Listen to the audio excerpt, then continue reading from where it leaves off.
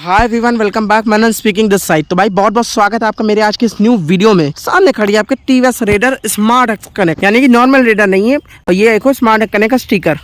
तो आज मैं आप लोगों से, मैं हमेशा कहता हूँ आप कमेंट करो, लेकिन आज मैं आप लोगों से पूछना एक चीज़ चाहता हूँ कि क्या ये नॉर्मल रेडर पे है कि नहीं है। क्योंकि ये जो मैं अभी आपसे पूछने वाला हूँ ना, इसकी वजह से कभी कभी मेरा मन होता है ना रियलिटी में मैं इसको सेल कर दूँ। अभी आप देख सकते हो इतनी एकदम मस्त कंडीशन में बना रखी है। आप पूरी 360 व्यू ले लो, पन्नी भी नहीं 3 मीटर से, और बाकी मीटर के आपने वीडियो देख ली होगी।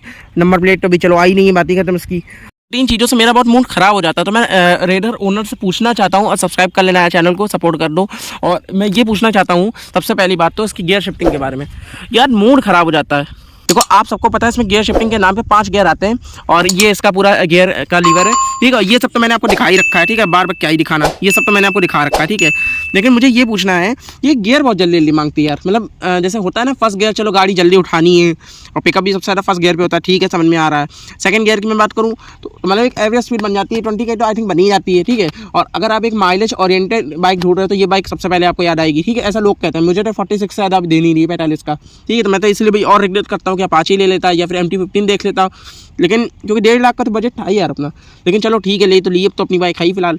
लेकिन बहुत ज़्यादा गियर तेज मांगती है। तेज मतलब जैसे फर्स्ट गियर आप जैसे माइलेज ओरिएंटेड, मैं इसका 4 देखो, अगर आपका अपाची है, ठीक है, तो उसमें बहुत लोग 5000 अगर माइलेज 4 हो, ठीक है, 40 का देती है, तो 40 तो आप अगर चाहते ही उससे कम ना मिले, तो उसमें ये रहता है कि 5000 RPM से नीचे आप उसमें गियर लगा दो, तो 5000 के RPM नीचे रहेगा तो उतना इंजन को सुकून मिलेगा। अब ये भाई अपाची के कंपेरिजन छोटा इंजन है, उससे तो भाई छोटा, ठीक है। ये 125 है, वो कहाँ 160 है, ठीक है। तो उसमें क्या रहता है, इसमें मतलब मैं इसका जो गियर रहता है, मैं अपना रेशियो बता रहा हूँ। देखो सबका अपना चलाने का स्टाइल होता है, ठीक है। मैं इसका 3000 पे 4000 पे गियर बदल देता हूँ, मैक्सिमम 4000 पर मैं इसका गियर बदल देता हूँ, और 3000 पे भी मैं कर ही देता हूँ ऐसा। 4000 में तब ले जाता हूँ जब मेरे को थोड़ा सा ओवरटेक करना है, खींचना है, नहीं तो मैं गियर बदल देता हूँ उसके। तो भाई ये मतलब फर्स्ट गियर चलो गाड़ी उठी बढ़िया चली, ठीक है। 3000 पे गियर आपने चेंज कर दिया कि ज़्यादा इंजन को स्ट्रेस नहीं देंगे तो बढ़िया माइलेज देगी। अब 3000 के बाद जैसे मतलब सेकंड उसका आप गियर लगा दोगे, सेकंड गियर मैं आपको एक वो बता देता हूँ। फर्स्ट गियर मैं इसका लगा देता हूँ 13 से 15 की स्पीड पे। सेकंड गियर मैं आपका इसका लगा देता हूँ 23 to 25। थर्ड गियर पे मैं क्रूज़ कर देता हूँ। अगर मेरे नॉर्मल चलना है, भगानी के मूड में मैं नहीं हूँ, तो क्रूजिंग स्पीड मैं मतलब अपने हिसाब से बता रहा हूँ सिटी में, ठीक है। तो 25 पे क्रूज़ कर रही थर्ड गियर पे, तो बढ़िया एग्जॉस्ट से साउंड भी आ रही है, इंजन की साउंड कम रहती है उससे, और स्ट्रेस भी नहीं फील होता है। RPM में बढ़िया 3000-2500 पे रहता है इसका, ठीक है।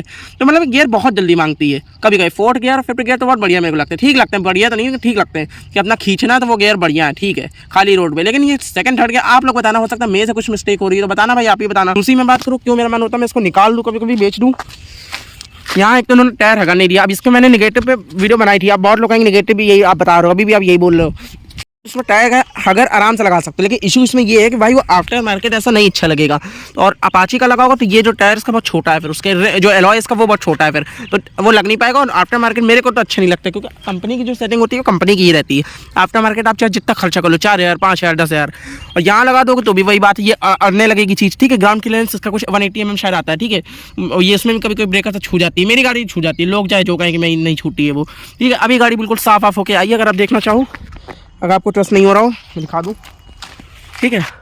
पूरी साफ़ है, क्लीन है, कोई इशू नहीं है। हर एक दिन में 2 दिन में साफ़ हो ही जाती, करा ही देते हैं। मैं तो करा देता हूँ भाई। अभी भी देखो भाई यहाँ गंदगी देखो। अब बताओ मैं क्या करूँ इसका। मैं इस एरिया पे आया हूँ कि वीडियो बना लूँ थोड़ा, तो यार हगर नहीं दिया, इस पर टायर हगर नहीं दिया। गियर शिफ्टिंग इसकी इतनी जल्दी ये मांगती है, गियर सेकंड थर्ड गियर की मैं क्या बताऊँ। अटकना तो छोड़ो, वो तो सेकेंडरी बात है। तीसरी बात की मैं बात करूँ, तीसरा मतलब पॉइंट जिससे मैं बहुत परेशान, अगर मैं रियलिटी बता रहा हूँ आपको, जब भी ट्रैफिक होता है मैं भाई गाड़ी नहीं निकालता हूँ, मैं जुपिटर निकाल लेता हूँ, मेरे को बहुत सुकून मिलता है।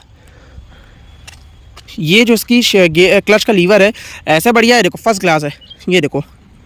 लेकिन जब आप इसको ट्रैफिक में चलाओगे, जैसे होता है ना कार के मामले में बम्पर टू बम्पर, तो इसके मामले में आप जैसे समझ लो, मतलब जब इतना ट्रैफिक होता है कि आपको एकदम 5 की स्पीड पर 4 की स्पीड पर चलना है, तो भाई ये चीज़ ना देखो, ये थोड़ा प्रेशर फेंकती है ऐसे करके, ठीक है। तो आप भी थोड़ा कर रहे हो तो ये चीज़ ना ऐसे मतलब हाथ आपका यहाँ से पेन होने लगेगा, ये चीज़ आपकी यहाँ पेन होने लगती है।